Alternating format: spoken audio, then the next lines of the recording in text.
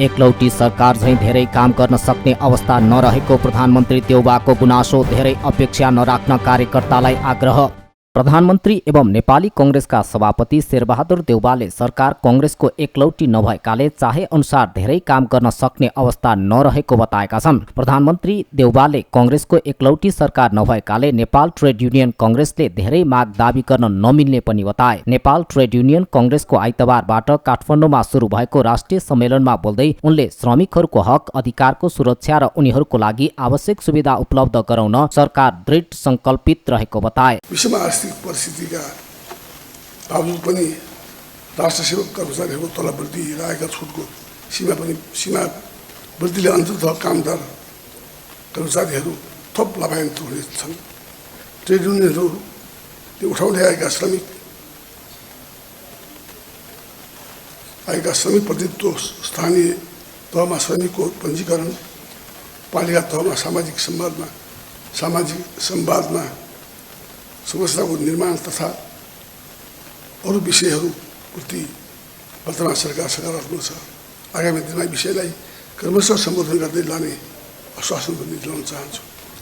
अन्तमा श्रमिकहरूको हक अधिकार र संरक्षण सम्बोधनका क्षेत्रमा नेपाल ट्रेड युनियन कांग्रेसले आगामी दिनमा अझ बढी रचनात्मक भूमिका निर्वाह गर्दै जानेछ भन्ने विश्वासका साथ अहिले जुन हुन लागेको राष्ट्रिय सम्मेलनको पूर्ण सफलताको प्रधानमन्त्री देउबाले नेपालको संविधान र कानूनले श्रमिकहरूको हक अधिकारलाई सुनिश्चित गरेको उल्लेख गर्दै त्यसलाई पूर्ण रूपमा कार्यान्वयन गराउन पनि सरकार प्रतिबद्ध रहेको बताए। पछिल्लो समय रुस युक्रेन युद्धको कारण श्रम बजार प्रभावित भइरहेको उल्लेख गर्दै उनले यस्तो अवस्थामा श्रमिकहरूको समस्या समाधानका लागि सम्बन्धित सबै पक्षले ध्यान दिन जरुरी रहेको बताए। युक्रेनमा भएको द्वन्द्वको कारण विश्व अर्थतन्त्र विभिन्न चुनौतीबाट गुज्रिरहेको छ।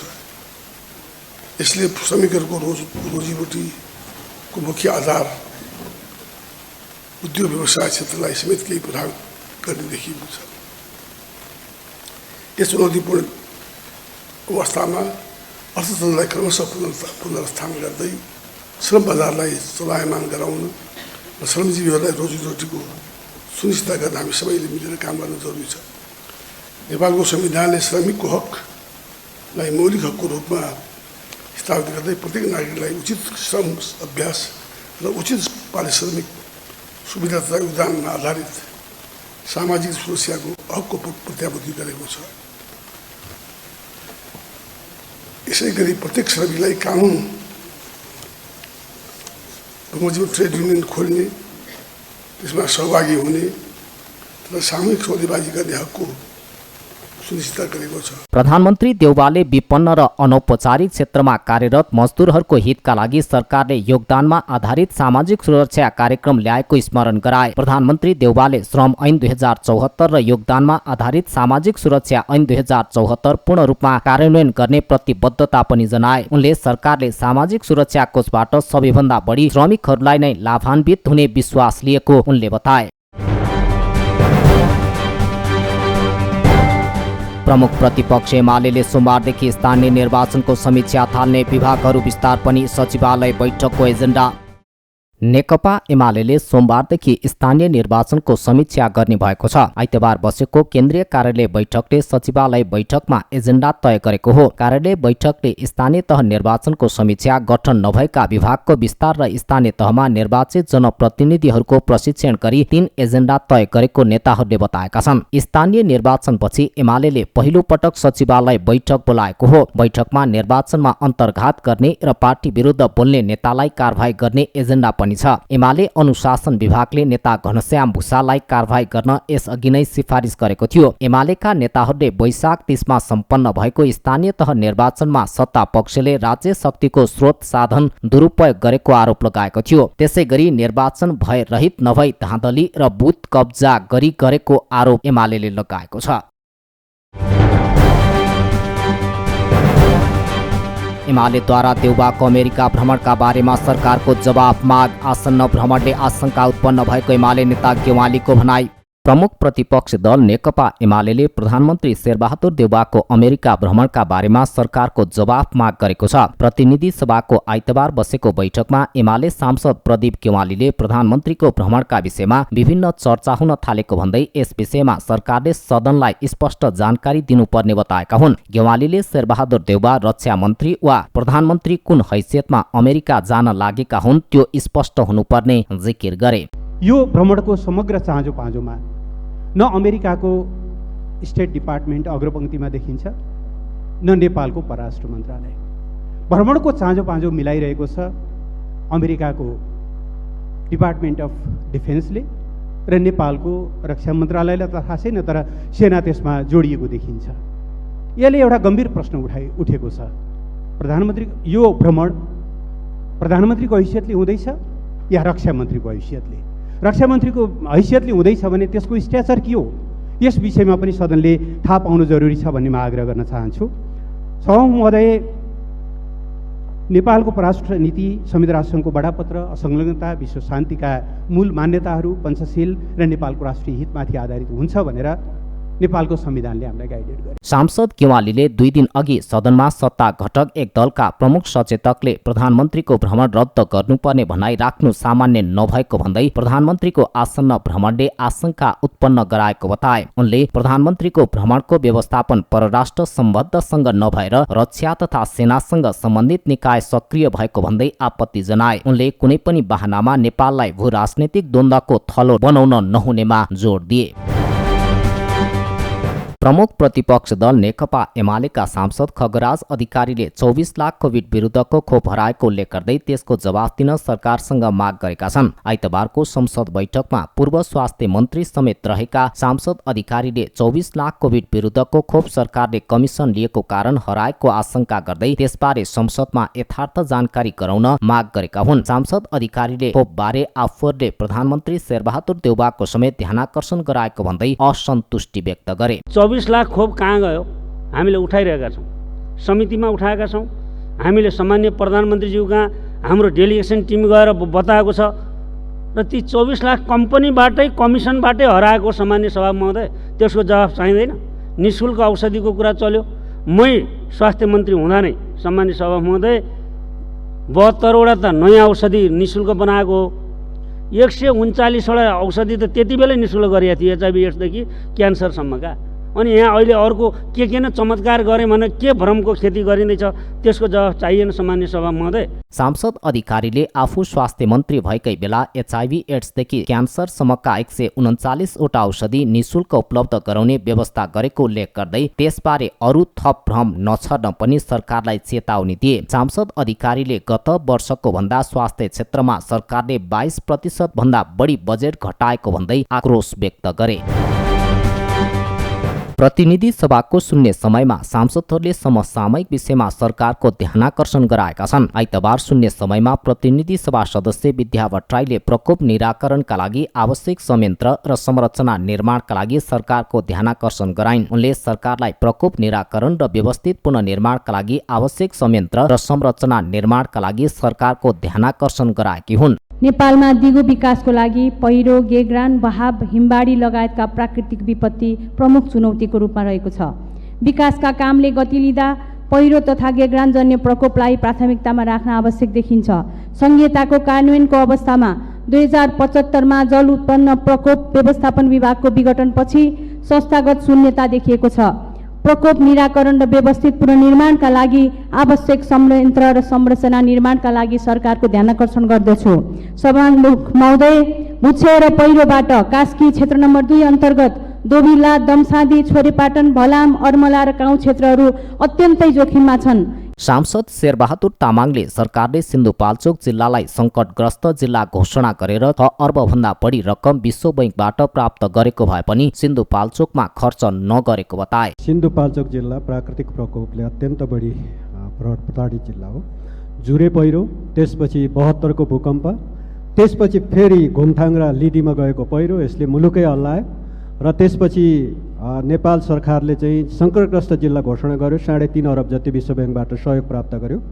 त्यसपछि फेरि गत साल मेलम्चीमा असार 1 गते र साउनको 17 गते गएको बाढीले अर्को ठुलो क्षति बनायो, करिब 70 अरबभन्दा बढीको क्षति बनायो। र त्यसपछि पनि विश्व ब्याङ्क नेपाल सरकारले चाहिँ सिन्धुपाल्चोकलाई सङ्कटग्रस्त जिल्ला घोषणा गर्यो। ती सबै सङ्कटग्रस्त जिल्ला घोषणा गर्दा विश्व ब्याङ्कबाट करिब 6.5 अरबभन्दा बढी पैसा प्राप्त गरेको देखिन्छ, तर त्यो क्षेत्रमा अहिलेसम्म कुनै काम गरिएको छैन। सांसद शक्ति बहादुर बस्नेतले सडक दुर्घटनालाई न्यूनीकरण गर्न सडकको मापदण्डलाई प्रभावकारी कार्यान्वयन गर्नुपर्ने बताए। उनले सबै सडकहरूको स्तर उन्नतिलाई प्राथमिकतामा राख्न सरकारलाई आग्रह गरे। गत शुक्रबार जाजरकोट जिल्लाको जुनीचाँदे गाउँपालिका गरखाकोटमा भएको जीव दुर्घटनामा परि जुनीचाँदे 5 निवासी 40 वर्षीय पुतला गिरी, वार्ड नम्बर 6 निवासी 21 वर्षीय दर्शन साई र 34 वर्षीय कालिका साईको दुःखद निधन भएको छ। सर्वप्रथम उहाँहरूप्रति हार्दिक श्रद्धाञ्जली अर्पण गर्दै शोक सन्तप्त परिवारजनमा हार्दिक समवेदना प्रकट गर्दछु। कर्णाली प्रदेश अस्पतालमा स्वास्थ्य उपचार गराइरहनुभएका अन्य 3 जना घाइतेहरूको शीघ्र स्वास्थ्य लाभको कामना गर्दछु।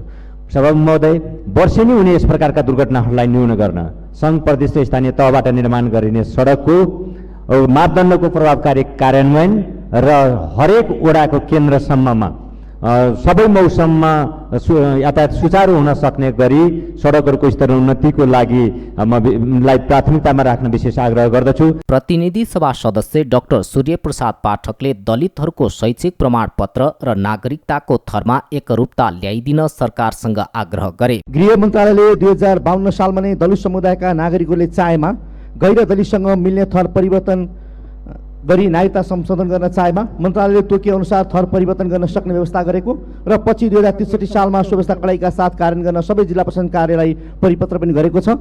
तदनुरूप परिवारले मल्ल, विश्वकर्माले पौडेल गौतम शाह लगायत थरहरू संशोधन गरेर नागरिकता लिनु भएको छ। तर समस्या कहाँनिर छ भने जिल्ला प्रशासन कार्यालयले थर त संशोधन गरिदिन्छ, शैक्षिक प्रमाणपत्र चाहिँ शैक्षिक संस्थाहरू संशोधन नगरिदिएका कारणले नागरिकता र शैक्षिक प्रमाणपत्रमा थर फरक भएका कारणले थुप्रै युवा युवतीहरू विदेशमा गएर उच्च शिक्षा लिने अवसरबाट वञ्चित हुनुभएको छ।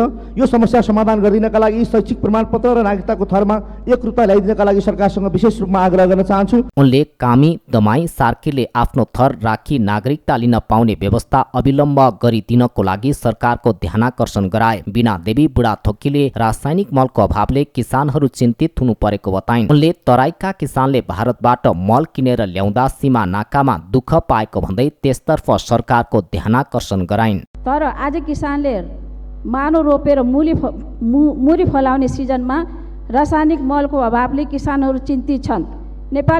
नेपाली किसानहरूले यो समस्या कहिलेसम्म भोग्नुपर्ने हो सभामुख महोदय?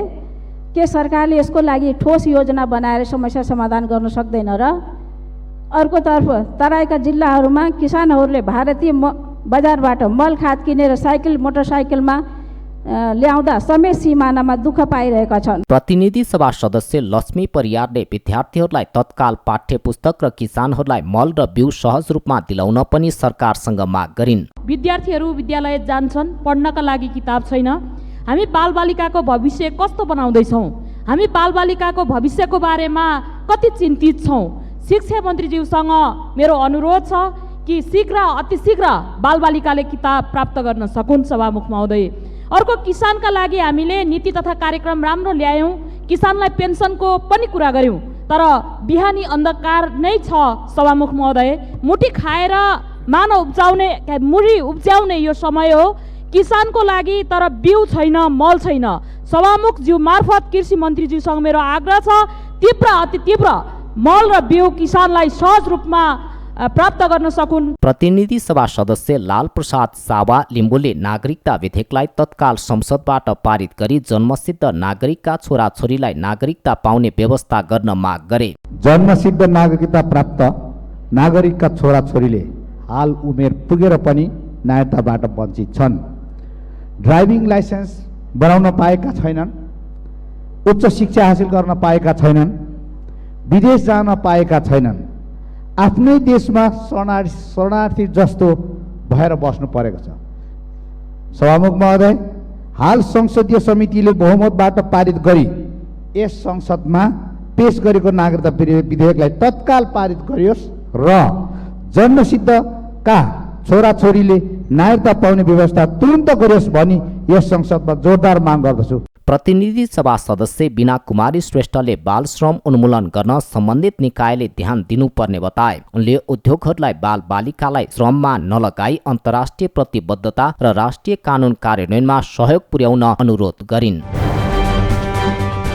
नेपाल मजदुर किसान पार्टीका सांसद प्रेम सुवालले सरकारले एमसीसी सम्झौता संसदबाट पारित गरेकै कारण नेपालमा आर्थिक सङ्कट बढेर गएको दावी गरेका छन्। सांसद सुवालले यो सम्झौता संसदबाट पारित गरेपछि नेपालमा महँगी समेत बढेको जिकिर गरे। आइतबार प्रतिनिधि सभा बैठकमा विनियोजन विधेयक 2079 को विभिन्न शीर्षकमाथिको खर्च कटौती प्रस्ताव पेश गर्दै उनले अमेरिकी सरकारले देउवा सरकारलाई रुसको विरुद्धमा संयुक्त राष्ट्रसङ्घमा मतदान गराएपछि नेपालमा पेट्रोलियम पदार्थ र एलपी ग्यासको मूल्य बढेको तर्क गरे। 5 दलीय गठबन्धन सरकारले एमसीसी सम्झौता संसदबाट जबरजस्ती पारित गरेपछि नेपालको आर्थिक सङ्कट बढ्यो, सर्वसाधारण जनता महँगीको मारमा परे। एमसीसी सम्झौता पास गरेकै कारण महँगी बढेको हो।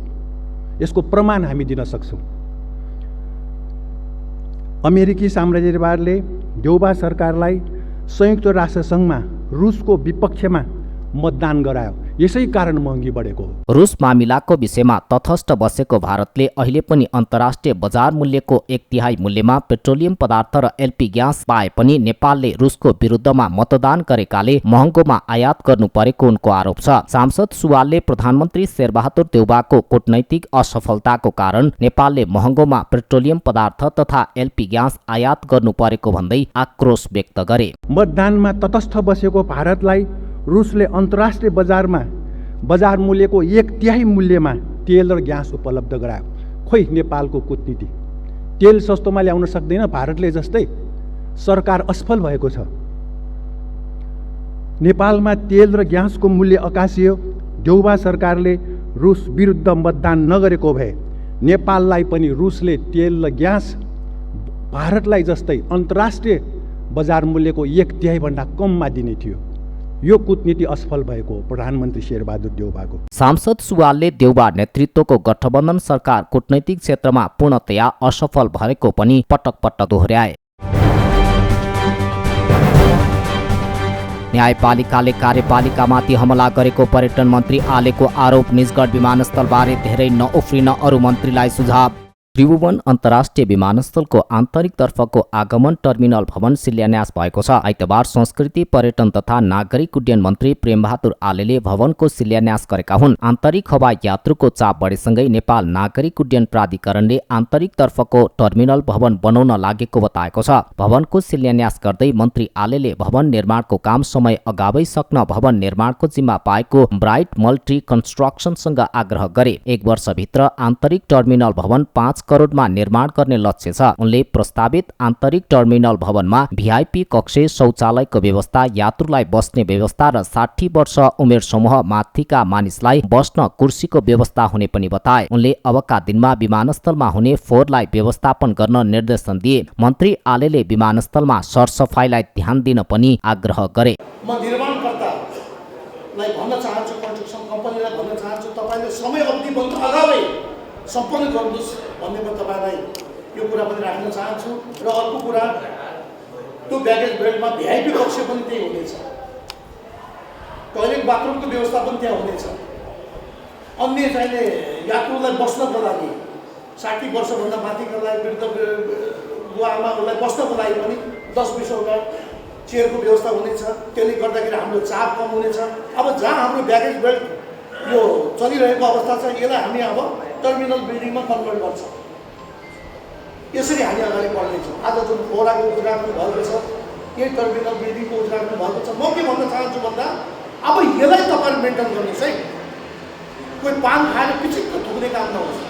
त्यस्तै नेपाल नागरिक उड्डयन प्राधिकरणका महानिर्देशक इन्जिनियर प्रदीप अधिकारीले हेलिकप्टर कम्पनीहरूलाई त्रिभुवन अन्तर्राष्ट्रिय विमानस्थलमा उडान अवतरण गर्दा परेको कठिनाइलाई मध्यनजर गरेर नलिन चोकमा करिब 32 रोपनी जग्गामा हेलिप्याड निर्माणको लागि बोलपत्र आह्वान गरेको बताए। उनले आगामी आर्थिक वर्षभित्रमा हेलिप्याडको काम सकिने बताए। अहिले भएको अन्तर्राष्ट्रिय टर्मिनल भवन असाध्यै नै पुरानो छ।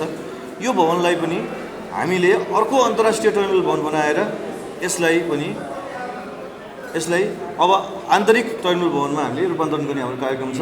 निकट भविष्यमा पनि हामी यो त्रिभुवन अन्तर्राष्ट्रिय विमानस्थलको अर्को टर्मिनल भवनको खरिद प्रक्रिया प्रारम्भ गर्नेछौँ। त्यस्तै त्रिभुवन अन्तर्राष्ट्रिय विमानस्थलमा प्यारालाल ट्याक्सीवेको टेन्डर निस्किसकेको छ। यसको अब मूल्याङ्कनको क्रममा छौँ हामी। यो प्यारालाल ट्याक्सीवे बनिसकेपछि रनवे अकुपेन्सी टाइम घट्नेछ र हाम्रो सेवा अझ हामीले सहज रूपमा दिन सक्नेछौँ। होल्डिङको र रनवे अकुपेन्सी टाइम हामीले घटाउँदाखेरि हामी चाहिँ अझ पनि हामी कन्जेसन बिनाको एयरपोर्ट सञ्चालन गर्न सक्नेछौँ। त्रिभुवन अन्तर्राष्ट्रिय विमानस्थलको टर्मिनल भवन धेरै पुरानो भएकाले निकट भविष्यमा नै त्रिभुवन विमानस्थलको अर्को टर्मिनल भवनको खरिद प्रक्रिया सुरु गर्ने तयारी गरेको छ। आइतबार नै त्रिभुवन विमानस्थलको आन्तरिक टर्मिनल भवनको स्टोराइल हलको विस्तारित कक्ष तथा बुटिक अवधारणा अनुसार नवनिर्मित वाटर फाउन्डेसन सहितको रोटरी आइल्यान्डको पनि उद्घाटन गरिएको छ। पूर्वाधार क्षेत्रमा लगानी भित्र्याएर तरलतालाई कम गर्दै लगिने अर्थमन्त्री शर्माको भनाई। नीतिगत रूपमा पनि आवश्यक सुधारको प्रतिबद्धता।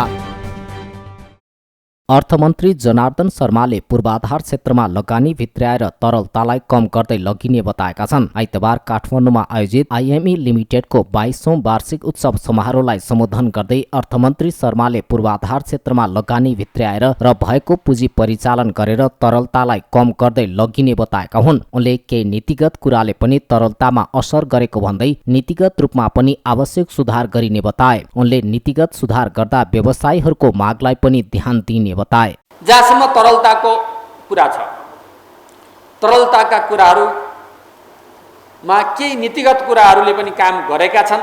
यहाँहरूलाई थाहा छ, म अहिले त्यसको व्याख्या गर्न चाहन्न। तिनलाई हामी अबको आउने मोनिटरी पोलिसीले सुधार गर्नुपर्नेछ। राष्ट्र बैङ्कको प्रतिनिधि पनि यहाँ हुनुहुन्छ, व्यवसायहरूले भनेको कुरा पनि उहाँले सुन्नुभएको छ र मोनिटरी पोलिसी मार्फत सुधार गर्न सम्भव भएकाहरू सुधार गरिनेछ। र त्यति मात्रै नभएर अब हामी लगानी भित्र्याउने, विभिन्न क्षेत्रको लगानी हामी भित्र्याउनेछौँ। अर्थमन्त्री शर्माले आगामी आर्थिक वर्षको बजेटले नेपालको प्राकृतिक स्रोतको परिचालन गरेर विदेशी मुद्रा भित्र्याउने लक्ष्य राखेको बताए। उनले उत्पादन वृद्धि गरी निर्यात गरी विदेशी मुद्रा आर्जन गर्ने उल्लेख गरे। मन्त्री शर्माले सेवा निर्यातलाई पनि प्राथमिकतामा राखिएको बताए। हामीलाई प्रकृतिले उपलब्ध गराएका वस्तुहरू जति पनि हामीलाई स्रोत प्रकृतिले प्रदान गरेको छ, ती स्रोतहरूको परिचालन गरेर, तिनको उत्खनन गरेर, तिनको प्रशोधन गरेर, तिनको प्याकिङ गरेर अन्तर्राष्ट्रिय बजारमा पुर्याउने र त्यसबाट विदेशी मुद्रा आर्जन गर्ने लक्ष्य हामीले राखेका छौँ। उनले श्रम योग्य जनशक्तिलाई उनीहरूको चाहना अनुसारको तालिम दिएर योग्य जनशक्ति बनाइने बताए। मन्त्री शर्माले व्यापार घाटालाई सन्तुलनमा ल्याउनको लागि उत्पादनमा आधारित कर्मलाई अगाडि बढाउनु पर्ने र आत्मनिर्भर हुनुपर्ने बताए। जलवायु परिवर्तनलाई ध्यानमा राख्दै बजेट ल्याउनु पर्ने कर्णालीका सांसदको जोड। अन्य प्रदेशको तुलनामा कर्णालीमा बढी विभेद भएको गुनासो।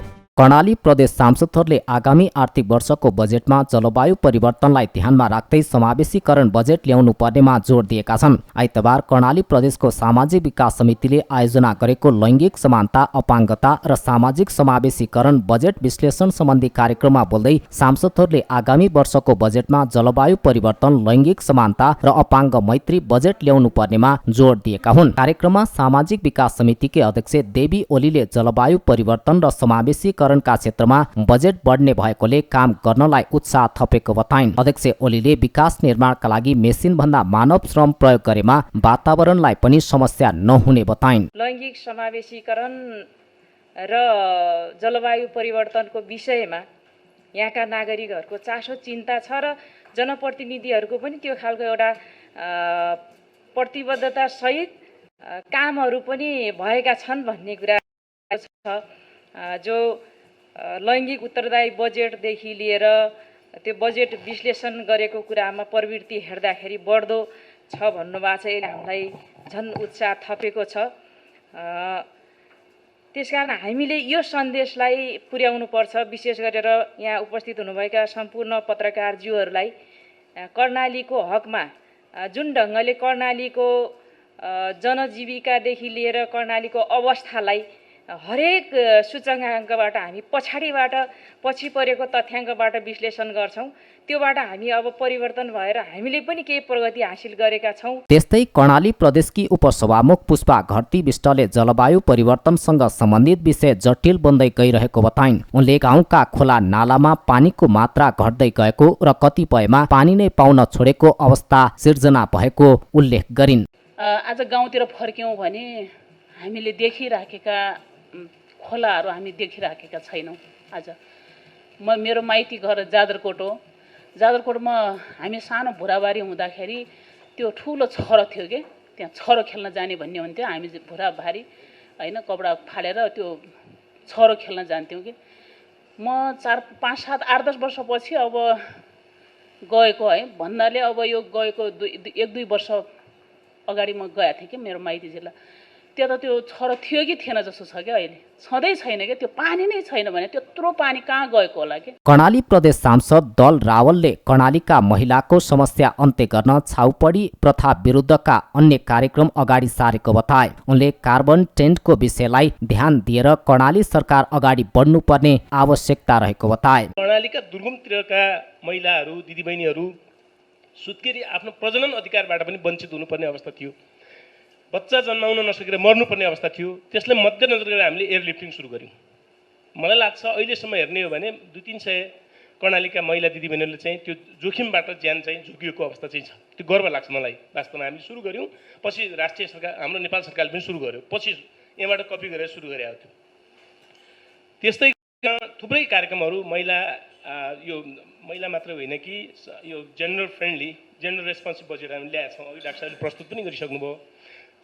छोरी बुहारीलाई आत्मसम्मानका साथ तपाईँको आत्मनिर्भर बाँध्न पाउने अधिकार सुनिश्चित गर्नको निम्ति छोरी बुहारी छात्रवृत्ति भनेर मेरो विचारमा 300 भन्दा बढी अहिले छोरी बुहारीहरू प्राविधिक विषय पढिरहेछ। कर्णाली प्रदेशका USAID प्रोग्राम संयोजक सुरज शर्मा सुआहाराले गर्भवती अवदेखि सुक्केरी भएको 2 वर्षसम्म काम गर्न बजेट छुट्याउनु पर्ने बताए। उनले त्यसो गरेमा पोषणको समस्या समाधान गर्ने नेपाल सरकारको लक्ष्य हासिल हुने बताए। महिला गर्भवती हुनुहुन्छ, गर्भवती भइसकेपछि उहाँलाई चाहिने सहयोग, सपोर्ट र परामर्श र केही इनपुट्स, त्यो बेलामा चाहिँ परामर्श र केही इनपुट्स दिन सक्यौँ कर्णालीको दिदीबहिनीलाई, महिलाहरूलाई र केही परामर्श र केही सपोर्ट पुग्न सक्यो भने र 2 वर्ष मुनिका बच्चाका आमालाई ध्यान दिएर बजेट एलोकेसन गर्न सकियो भने। कार्यक्रममा विज्ञहरूले विपद जोखिम न्यूनीकरण र व्यवस्थापनमा सरकारको कमी रहेको, आपतकालीन कार्यमा मात्र केन्द्रित नभई पूर्व तयारीमा ध्यान दिनुपर्ने र सरकारले विपद व्यवस्थापनका क्षेत्रमा ध्यान दिएको छ वा छैन भन्ने बारेमा चनाखो हुनुपर्ने लगायतका विषयमा सांसदहरूले ध्यान दिनुपर्ने बताए। र काठमाडौँको नगरसभा असार 5 गते हुने 1.5 वर्षभित्र विद्युतको तार भूमिगत बनाउने नगर प्रमुख शाहको घोषणा। काठमाडौँ महानगरपालिकाका प्रमुख बालेन्द्र शाहले 1.5 वर्षभित्र काठमाडौँ महानगर क्षेत्रमा विद्युतका तार अन्डरग्राउन्ड हुने आश्वासन दिएका छन्। महानगर कार्यपालिकाको दोस्रो बैठकमा बोल्दै उनले सडक, विद्युत र खानेपानीका प्रमुखलाई राखेर आफूले बैठक आयोजना गरेको र सो बैठकमा विद्युत प्राधिकरणको तर्फबाट यस्तो प्रतिबद्धता जनाइएको जानकारी दिएका हुन्। उनले हरेक महिनाको पहिलो सोमबार सडक, विद्युत, खानेपानी लगायतका निकायका प्रमुखसँग बैठक आयोजना गर्ने र त्यसमा एक आपसमा सहकार्यको समीक्षा गरिने बताए। अब आइन्दा अबदेखि चाहिँ यो सबै सम्बन्धित निकायहरू चाहिँ सहकार्य गरेर सकिन्छ भन्ने एउटा क्यालेन्डर नै झिकेर खानेपानीले कहिले खन्ने, विद्युतले कहिले पोल काट्ने, कहाँनिर यो हुन्छ भन्ने कुरा भएको छ। र सडक, खानेपानी, विद्युत प्राधिकरण लगायतका निकायले गरेका कामको अनुगमन महानगरले गर्ने र एकीकृत योजनाका अनुसार ती सबै निकायले समन्वयात्मक ढङ्गले काम गर्ने उनले बताए।